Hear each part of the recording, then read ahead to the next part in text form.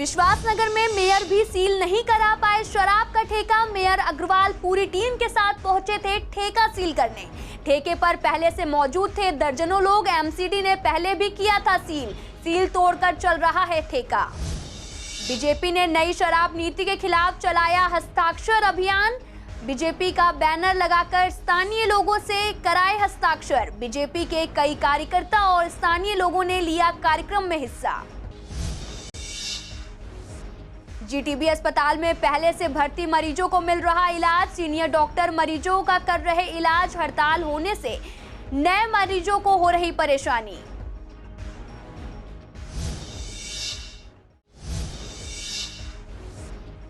चोरों ने दिन दहाड़े चोरी की वारदात को दिया अंजाम। ताला ठीक करने के बहाने घर में घुसे चोर। अलमारी से उड़ाए 1.5 लाख रुपए।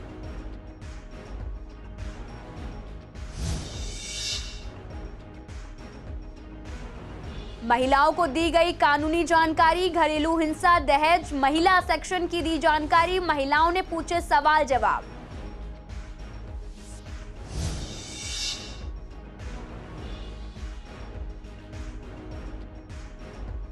नमस्कार, मैं आपके साथ अंकिता पाल। आप सभी का पूर्वी दिल्ली खास में एक बार फिर से स्वागत है। रुक करते हैं खबरों की तरफ। विश्वासनगर में शराब के एक ठेके को सील करने गए पूर्वी दिल्ली नगर निगम के मेयर और पूरी टीम को बेरंग वापस लौटना पड़ा।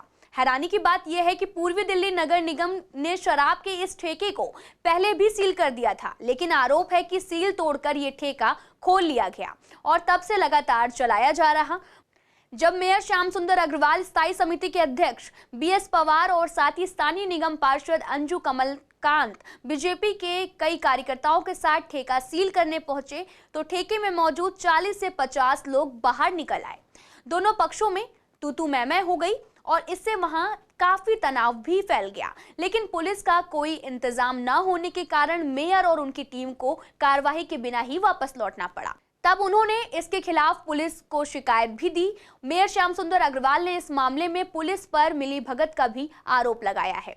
सील तोड़कर ठेका खुलने की सूचना मिलने के बाद मेयर और उनकी टीम ने गुपचुप वहां पर पहुंचकर दोबारा से सील लगाने की योजना बनाई थी, लेकिन इस दौरान पुलिस फोर्स भी मांगी गई थी और मेयर का आरोप है कि पुलिस ने ठेके वालों को पहले से सूचना दे दी होगी, जिससे उन्होंने वहां भारी भीड़ जमा कर ली और मेयर के पहुंचने के बावजूद ठेका फिर से सील नहीं हो सका। हमने इस ठेके को सील करने के लिए, क्योंकि ठेका एक अलग किस्म का ठेका है, जिस बिल्डिंग में इस ठेका खुला है उसको हम लोगों ने सील कर दिया था। पहले सील हो चुका है। इन लोगों ने सील को तोड़ के या निर्माण करके या ठेका खोला है, जिसकी जानकारी इनके खोलने वालों को दे दी गई थी।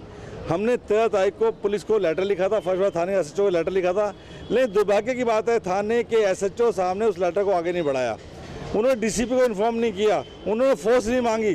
और 18 तारीख को जब हम फोर्स लेने के लिए यहाँ पे हमारे निगम कर्मी आए थे, 3 घंटे बैठाने के बाद वो कह दिया गया कि फोर्स नहीं है।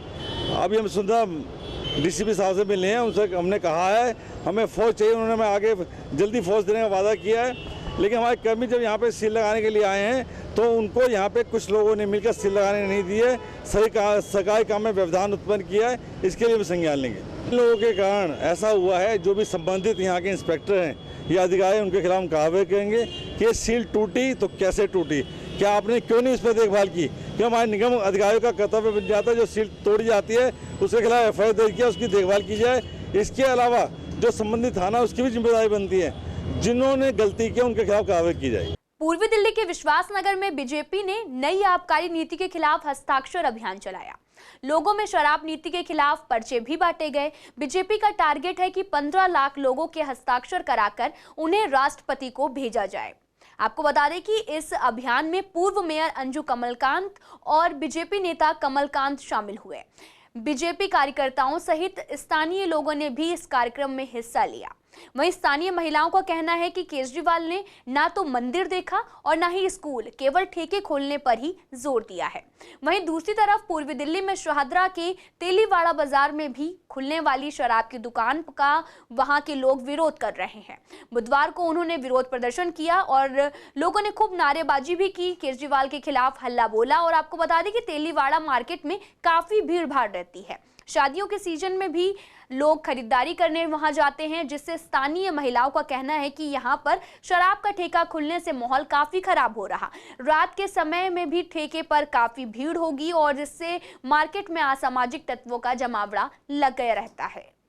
आज ये जो सिग्नेचर आंदोलन चल रहा है, ये दिल्ली सरकार की जो शराब नीति, नई शराब नीति जो आई है, उसके वजह से अब हमने ये सिग्नेचर अभियान किया है। केजरीवाल जी अपने जब चुनाव से पहले केजरीवाल जी ने अपना जो स्वराज आया था, उसमें ये बोला था कि जो रिहायशी इलाके हैं उसमें एक भी शराब की दुकान नहीं खुलेगी। लेकिन अब आप देख ही रहे हैं कि मंदिर हैं, बैंक हैं और इस तरह की जितनी भी जो मार्केट हैं उसमें सभी जगह शराब के ठेके खोले जा रहे हैं। लगभग सभी वार्ड में शराब के ठेके 3-3, 4-4 शराब के ठेके खोल दिए गए हैं। और मैं केजरीवाल जी से कहना चाहती हूँ कि अगर ये शराब की नीति इन्होंने वापस नहीं ली तो ये आंदोलन हम आगे तक करेंगे और इतना करेंगे कि हम 3 तारीख को हम चक्का जाम भी करेंगे पूरी जनता के साथ। जनता इतनी आक्रोश में है, जनता इसके विरोध में है। देखिए, हम दिल्ली की जनता को एक जागरूकता का अभियान और उनका हस्ताक्षर अभियान जो भारतीय जनता पार्टी दिल्ली प्रदेश ने आज पूरी दिल्ली के अंदर लॉन्च किया है। यहाँ विश्वास नगर के वार्ड में 60 फुटा रोड पर माता चिंतपूर्णी मंदिर पर हम ये अभियान चला रहे हैं। हमारे साथ आप देख रहे हैं कितनी हमारी भारतीय जनता पार्टी के सभी कार्यकर्ता, हमारे महिलाएं आप देख रहे हैं, RW आप देख रहे हैं, मंदिर समिति आप देख रहे हैं, सभी लोग साथ हैं। जनता इस अभियान के खिलाफ है, इस नीति के शराब नीति के खिलाफ है और जनता ये चाहती है कि जो नई शराब की दुकानें केजरीवाल सरकार ने खोली हैं उनको तुरंत से तुरंत बंद किया जाए। ये सिग्नेचर शराब नीति के खिलाफ ही है। हमें किसी शराब की नीति है जो भी है, हमें देखो, हम कानून नहीं जानते, कुछ नहीं जानते। हम जानते रिहायशी इलाकों में शराब के ठेके नहीं खुलने चाहिए।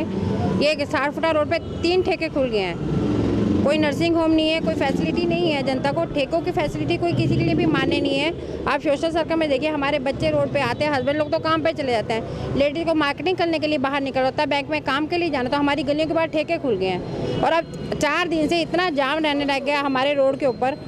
हमारे सामने, हमारे बच्चों के सामने लोग ठेके से हाथ में बोतलें लेके बाहर निकलते हैं, तो हम अपने आने वाली नई जनरेशन को क्या दे रहे हैं? बात यह है कि सरकार की जो आबकारी नीति नई लागू की गई है वो जनता के बिल्कुल विपरीत है। हर वार्ड में 3 शराब के ठेके खोले जा रहे हैं और शराब के ठेके भी इस प्रकार ऐसी जगह खोले जा रहे हैं जहाँ व्यक्तियों को बहुत ही परेशानी है। महिलाएं, आदमी सभी बहुत उससे दुखी हैं। मेरा नाम वीरेंद्र सिंह है। तेलीवाड़ा मार्केट में हम सब उपस्थित हैं और यहाँ इतनी व्यस्त मार्केट है ये, और यहाँ पर केजरीवाल सरकार ने जो है शराब का ठेका खोलने के लिए ये छोटी 70-80 गज की दुकान है, जबकि ये नियमों के विरुद्ध है। और नई आबकारी नीति समझ में नहीं आ रहा इसकी कैसी है ये नीति, और सभी यहाँ के क्षेत्रवासी बहुत दुखी हैं। जो इसका प्रॉपर्टी का मालिक है उसको कई बार उसको समझाया कि भाई ये सही नहीं है यहाँ। और हम सारे दुकानदार भाई और जो भी यहाँ पे रिहायशी इलाके में जो भी हमारे घरों में रहते हैं लोग, सबका विरोध है यहाँ पे कि यहाँ पर ठेका नहीं खुलना चाहिए। मगर उसकी कई बार हमने समझाया है, जो मालिक के ओनर उन्होंने समझाया है, मगर वो फिर भी कोई हमारी बात सुनने को तैयार नहीं है। इसलिए हार तक के सब लोगों को बाहर निकल के आना पड़ा।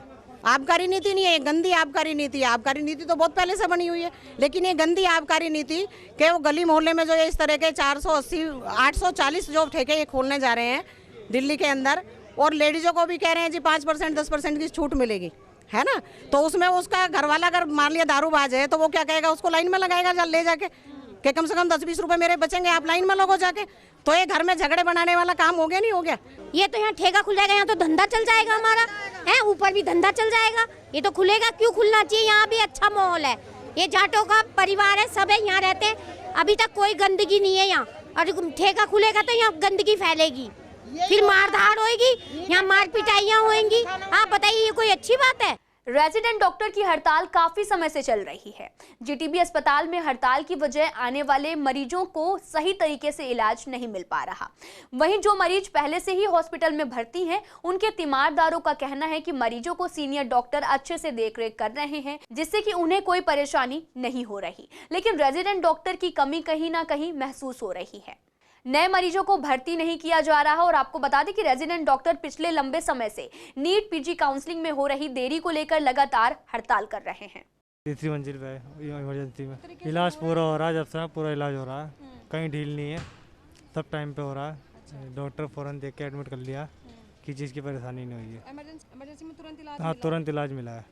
मैं इमरजेंसी में दिखाऊंगा इसको, इमरजेंसी में दिखा के गया था उस दिन। अभी गई है स्ट्रेचर लेने के लिए घर वाले हमारे। हड़ताल में कमी तो महसूस होती है, आदमी भी कम आते हैं हड़ताल में, वैसे भी ये कम लेते हैं, फिर आदमियों को जो इमरजेंसी होती है उसी को पकड़ते हैं। मैं तो उस दिन आया तब राजीव गांधी में गिर गया था वहाँ, उस पर जाती दफ़ा अंदर तो ये हड्डी टूट गई थी यहाँ से, तो इसमें प्लास्टर करवाने के लिए आया था। उस दिन इन्होंने प्लास्टर कर दिया था कच्चा, आज दिखाने के लिए आया हूँ, 10-12 दिन हो गए। उनके पैर में प्लास्टर चढ़ रहा, फ्रैक्चर था वो दिखाना था उसके लिए ओपीडी में। अब उन्होंने व्हील चेयर के मना कर दी। नहीं, वो अंदर की तो कोई नहीं, डॉक्टर नहीं बैठे। मुझे जो ना राजीव गांधी में डायलिसिस चल रही है तो मैं इंजेक्शन लगवाना था, इंजेक्शन यहीं लगता है। इनके वो हुआ था हरुनिया, तो उसकी वजह से आज कई दिन से दिखा रहा है, धक्के खा रहे हैं। तो कभी छुट्टी हो जाती है, कभी नंबर नहीं मिलता है। अब दूर से आने में टाइम तो लगता ही है। अब यहाँ पे आए इमरजेंसी में तो यहाँ भी नहीं ढंग से देख रहे हैं। ओपीडी में दिखाया था, पिछले साल ऑपरेशन भी कराया। वो सारे पुराने पेपर लेके आए हैं, तो अब वही जा रहे हैं तो वही कह दें डॉक्टर है नहीं, छुट्टी पे है। यहाँ पे कोई देख ही नहीं रहा। इमरजेंसी में पर्चा भी बनवा लिया, सारी चीज़ है, सब चीज़ वो है, कोई देख ही नहीं रहा यहाँ पे। क्या कह रहे हैं आप? ये कह रहे हैं कल आना ओपीडी में आना। अब आदमी परेशान है, मर जाए गिर जाए कुछ हो जाए तो उसमें गारंटी कौन लेगा। पैर में दिक्कत ही है, 15 दिन हो गए, प्लास्टर कच्चा भी नहीं कटा है। अगर दोबारा फ्रैक्चर है पैर में तो उसका भी देखना पड़ेगा। अब यहाँ लाए हैं तो ये नुगर 54 में जाओ, 54 वाले कह रहे हैं क्या नाम कल आना। हाँ, वो कह रहे हड़ताल पे है डॉक्टर, वो देख ही नहीं रहे, ओपीडी में आना। न्यूरो सर्जरी में परसों से हड़ताल तो है, लेकिन जो हमारे डॉक्टर हैं वो बैठ रहे हैं। सीनियर स्वभाव आते हैं एक बार, बाकी बीच में जो डॉक्टर रहते हैं वो देखते हैं। पूर्वी दिल्ली के मधु विहार में चोरों ने चोरी की वारदात को घर वालों की मौजूदगी में अंजाम दिया है। चोरों के हौसले इतने बुलंद थे कि दिन दहाड़े चोरी की वारदात को अंजाम दिया गया। आपको बता दें कि पूरा मामला वेस्ट विनोद नगर में एक गली का है, जहां पर 2 चोर गली में ताला ठीक करने का काम करने के लिए घूम रहे थे, जहां पर लेडीज ने उन्हें बुलाया और उस लेडीज ने अपने घर के बाहर के ताले की चाबी सही करवाने के लिए दी। वो चोर बातों ही बातों में घर के अंदर आए और अलमारी की चाबी भी सही करने के बहाने अलमारी की चाबी बनाने लगे। घर में सभी लोग मौजूद थे और वे अलमारी की चाबी बनाने के दौरान अलमारी से 1.5 लाख रुपए लेकर फरार हो गए, जिसका पता घर वालों को काफी देर बाद चला। जब घर वालों ने अलमारी में पैसे देखे तो अलमारी में पैसे नहीं थे। फिलहाल पुलिस ने मामला दर्ज कर लिया है और सीसीटीवी फुटेज के आधार पर लगातार जाँच की जा रही है। 19 तारीख को 2 लोग ताला चाबी बनवाने के बहाने से आए। मेरी माँ घर पे अकेली थी और उनसे एक छोटा ताला बनाने के बहाने से उस एक चाबी और एक्स्ट्रा मांगी। उस चाबी को लेके उन्होंने थोड़ा बेंड कर दिया, टेढ़ा कर दिया। उसके बाद मेरी माँ ने उनसे पूछा, भाई ये टेढ़ी होगी चाबी, अलमारी नहीं खुली मेरी। उन्होंने बोला कि ये ताला चाबी हम बनाते हैं तो हम ही ठीक करेंगे। उसी बहाने से धीरे धीरे अलमारी तक पहुंच गए। अलमारी पे जाके 2 लोग थे, तो उन्होंने अलमारी का पता नहीं किस टाइम पे ताला खोला। शाम को दुकान से घर आया और मैंने जो पेमेंट दी रखने के लिए, तो उसके बाद में देखा तो पैसे नहीं थे उसके अंदर। 1.5 लाख रुपए रखे थे। 2-2 हज़ार के 24 नोट थे। एक गड्डी 50 हज़ार की थी, मतलब 4 नोट उसमें 500 के थे। और 200 की एक गड्डी 200 की 20 हज़ार की थी, 500 की एक गड्डी ऐसे थी और कुछ खुले और नोट पड़े हुए थे। आपका किस चीज़ का व्यापार है? मेरा प्लाईवुड की शॉप है जी, टिम्बर एंड प्लाईवुड। वो दो सरदार आए थे गली में, तो उन्होंने तब गेट का ताला था बाहर का, तो मैंने बैठा लिया, यहाँ बैठ गए दोनों। फिर खरे की चाबी लेके आओ, तुम्हारी कोई भी चाबी ले आओ। मैंने अलमारी की चाबी दे दी और उसको टेढ़ी कर दिए और फिर उसको कुछ कराया भी नहीं, वो टेढ़ी करके मेरे को दे दिए। और मैं ऊपर ले गई तो ताला में लगाई तो लगा ही नहीं। फिर बोला कि लिया नीचे सुधारे, फिर सुधार रहे, फिर नहीं हुआ। फिर दोबारा फिर लेके आओ, फिर लेके आई, फिर नहीं सुधरिया। फिर मैं ऊपर ही बोला लिए, भैया तुम यहाँ आके ये तुम ही सुधारो उसको, बाहर का गेट का ढक्कन का, मतलब अलमारी का बाहर का, अंदर का नहीं था, बाहर का था। और फिर पता नहीं क्या करा उन्होंने, क्या नहीं करा। मेरे से करे बुल्ट लेके आओ, ये लेके आओ, रुई लेके आओ, वो लेके आओ। मैं तो उसमें लग गई, चाबी उसको दे दिया, पता नहीं क्या कर दिया। वहीं खड़े बच्चे भी वहीं थे, और तो कोई था नहीं, बच्चे थे, मैं थी बस। हाँ, वो ले गए क्या नाम है, 2-2 हज़ार के थे, और 1.5 लाख रुपया था और क्या नाम 200 का, ये गिड्डी 200 की थी। हाँ 2000 वो था, एक 50 की गिड्डी थी 500 की। पूर्वी दिल्ली के किशन कुंज में DLSA सेक्रेटरी साइमा जमील ने महिलाओं को कानूनी जानकारी दी, जिससे महिलाएं जो हैं घरेलू हिंसा, दहेज और महिला सुरक्षा सेक्शन 498 धारा 125 के बारे में महिलाओं को जानकारी दी गई और इसमें महिलाओं ने भी सवाल जवाब पूछे। महिलाओं की सुरक्षा एक अहम मुद्दा है, जिसको लेकर साइमा जज ने प्राथमिकता दिखाई और महिलाओं को उनकी सुरक्षा के लिए जागरूक भी किया। बहुत बार टॉपिक्स होते हैं जिनके बारे में हमें लगता है कि हमें पता है और जो एक परंपरा के हिसाब से चले आ रहे होते हैं, लेकिन कानून कुछ और बोलता है।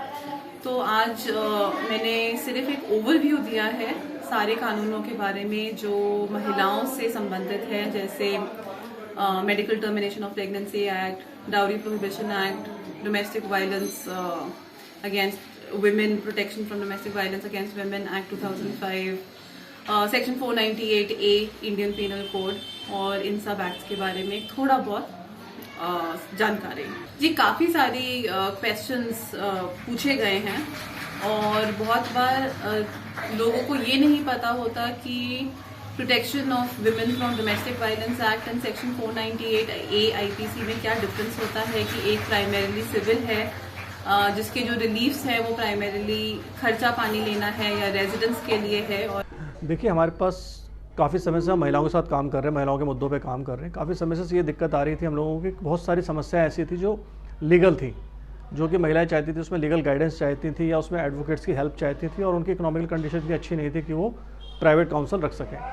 तो हमने DLSA के थ्रू आज का सेशन किया जिसमें साइमा जमील मैम आई, उन्होंने सब लोगों को एड्रेस किया, कानून के बारे में बताया और साथ साथ यहाँ पर आज से हेल्प डेस्क का भी शुभारम्भ मैम ने किया है। मंथ में एक बार यहाँ पर एडवोकेट अवेलेबल रहा करेंगे जो कि महिलाओं की कोई भी समस्या होगी उसको वो गाइड करेंगे और अगर हमारे पास फुटफॉल ज़्यादा होता है तो फिर ये नंबर ऑफ डेज जो है वो बढ़ जाएंगे और यहाँ पर जो हेल्प डेस्क है उसके डेज बढ़ जाए। पूर्वी दिल्ली के गीता कॉलोनी 5 ब्लॉक के निगम स्कूल में एक हर्बल पार्क बनाया गया है जिसमें कई तरह की दवाई बनाने वाले पौधे लगाए गए हैं। ये पौधे स्कूल में इसलिए लगाए गए हैं ताकि बच्चों को इनकी जानकारी हो सके। इन पौधों में तुलसी, एलोवेरा, पत्थर चट्टा शामिल है। आपको बता दें कि स्कूल की टीचर्स ने भी इन पौधों को लगाने में काफ़ी मेहनत की है और इन पौधों के गुण जो है बच्चों को बताए गए हैं और साथ ही इनकी देखरेख का भी पूरा ध्यान रखा जाएगा। गीता कॉलोनी के 5 ब्लॉक स्कूल में जहाँ शिक्षा का स्तर तो बढ़ा ही रहे, आपने बिल्डिंग भी देखी कितनी शानदार है, लेकिन इसके साथ साथ बच्चों में और भी बहुत सारी जो अदर एक्टिविटीज़ हैं उनकी शिक्षा कैसे दे सकते हैं, ये भी एक एग्जाम्पल है। हमारे पीछे देखिए ये इको क्लब खोला है यहाँ के सभी शिक्षिकाओं ने और इन सब की मेहनत से आज ये इको वाटिका यहाँ बनाई गई है और इस इको वाटिका के अंदर आप देख सकते हैं ये तोरी देखिए लग गई है, काफ़ी बड़ी तोरी है। नीचे जो है वो नींबू भी लगा हुआ है, वहाँ करेले के पौधे हैं। इसके अलावा इसमें न्याज़वो, एलोवेरा, पत्थर चट्टा, तुलसी और साथ में धनिया। तो बच्चों को इन औषधीय पौधों का ज्ञान देना, उन्हें दिखाना और इसकी देखभाल कैसे कर सकते हैं ये भी बच्चों में देना, क्योंकि पोल्यूशन जो है वो हमारे शरीर को खा रहा है और पोल्यूशन कम कैसे होगा, ग्रीनरी से। पौधे डिफरेंट तरह के सब्जियों के भी हैं इसके अंदर और औषधीय पौधे भी हैं, फूलों के भी हैं। सर अपनी तरफ से हमने पूरी कोशिश कर रखी है कि बच्चे आएँ और आके इस चीज़ को देखें और हमारा साथ दें इसके अंदर। पूर्वी दिल्ली के कृष्णानगर में आवारा कुत्तों का आतंक देखने को मिल रहा। इलाके में आवारा कुत्तों से लोग काफी परेशान हैं। कुत्ते आने जाने वाले लोगों को काट भी लेते हैं। ऐसे में लोगों का कहना है कि इन कुत्तों को यहां से पकड़कर कहीं और छोड़ा जाना चाहिए, लेकिन जब कुत्तों को पकड़ने की कोशिश की जाती है तो कुछ पशु प्रेमी विरोध करने लगते हैं, जिसकी वजह से बाकी लोगों को भी परेशानी का सामना करना पड़ता है। छोटे बच्चों को आप गली में यूं नहीं छोड़ सकते। स्ट्रीट डॉग की वजह से छोटे बच्चों को बड़ी प्रॉब्लम है। इन डॉगी को इंजेक्शन लगा नहीं लगा हमें नहीं पता, लेकिन जब बच्चों को काट लेते हैं, रेबीज की बीमारियां, बहुत सारी बीमारियां हो जाती हैं। लेकिन रियल में जो आवारा घूम रहे हैं इस तरह से, उनको पकड़ना चाहिए, क्योंकि इनकी वजह से बहुत एक्सीडेंट होते हैं। और अगर बाई चांस कोई स्कूटी या स्कूटर चढ़ जाए तो पूरी पब्लिक इकट्ठी होकर आ जाती है। देखो परेशानी तो बहुत ज़्यादा है। रात के टाइम जब हम अपने ऑफिस से या अपनी दुकान शॉप से जब भी घर पे आते हैं, सुनसान सड़क होती है तो कुत्ते जो है बिल्कुल पीछे पड़ जाते हैं। एक डर का माहौल बना हुआ है और मेरे को ऑलरेडी 2 बार काट भी चुके हैं। और प्रशासन को हम बोलते हैं, प्रशासन तो अपनी कार्रवाई करता है, लेकिन जब प्रशासन अपनी कार्रवाई करता है, जो डॉग प्रेमी होते हैं वो सड़कों पर आ जाते हैं, वो उसको उठाने नहीं देते और व्यवहार ऐसा, माहौल ऐसा बन जाता है कि प्रशासक चाह के भी जो है उस डॉग को उठा नहीं पाता। कंप्लेंट करते हैं, सुनवाई भी होती है, ऐसा नहीं है कि सुनवाई नहीं होती, लेकिन कई बार हो जाता है लेट सवेर। और कई बार जो समस्या है जिसके लिए हमने अपने एमसीडी में हमने कई बार बोला भी है कि कुत्तों के लिए कोई ऐसी व्यवस्था की जाए कि जो उनकी नसबंदी करके, होता क्या है 5-7-10 दिन बाद वो कुत्तों को गली में फिर छोड़ जाते हैं और उनके पास एक रीज़न ये होता है कि वो कहते हैं कि हम कहाँ रखेंगे। तो इसका एक सोल्यूशन या परमानेंट कोई ऐसा इलाज निकालें कि जिस तरह से अब हम देखते हैं कि गायशाला, गौशाला बनी रहती है, तो कहीं ना कहीं कुत्ते भी हमारी ज़िंदगी में एक बहुत अहम रोल है। तो उनके लिए कोई ऐसी व्यवस्था की जाए कि उनका पालन कहीं और किया जाए। दिक्कत का तो ये माहौल है कि हमारे घर के बच्चे जो है ना घर से बाहर नहीं निकल रहे। तो स्कूटी लेके जाता है तो वो एकदम ऐसे डर लगता है उनको, तो वो निकल ही नहीं दे बाहर कि कहीं काट ना ले, कुछ ना हो जाए। और फिर इंजेक्शन का तो है। मेरी जानकारी में 2 लोग तो मेरी जानकारी में हैं जो इंजर्ड हुए हैं। ये क्या पालतू कुत्ते हैं, किस तरीके से? नहीं, पालतू नहीं है, ये गली में घूमने वाले आवारा कुत्ते होते हैं, लेकिन इनका भी कोई स्थान ऐसा बनाया जाए कि व्यवस्था की जाए इनकी ढंग से। उनको ले जाते हैं, फिर वापस दोबारा वैसे छोड़ जाते हैं। गाजीपुर मंडी के व्यापारी पिछले 20 सालों से मंडी में धर्म कांटा लगने का इंतजार कर रहे हैं। आपको बता दें कि जो इंतजार लगातार लंबा होता जा रहा। मंडी व्यापारियों का कहना है कि धर्म कांटा नहीं लगने की वजह से ये टैक्स चोरी हो जाता है और वहीं मंडी व्यापारियों के मुताबिक मंडी में अवैध कब्जा काफी ज्यादा बढ़ रहा है। मंडी अधिकारियों को जो है नजर है वो अवैध कब्जे पर रहती है, लेकिन फिर भी वे उन्हें नहीं हटाते हैं।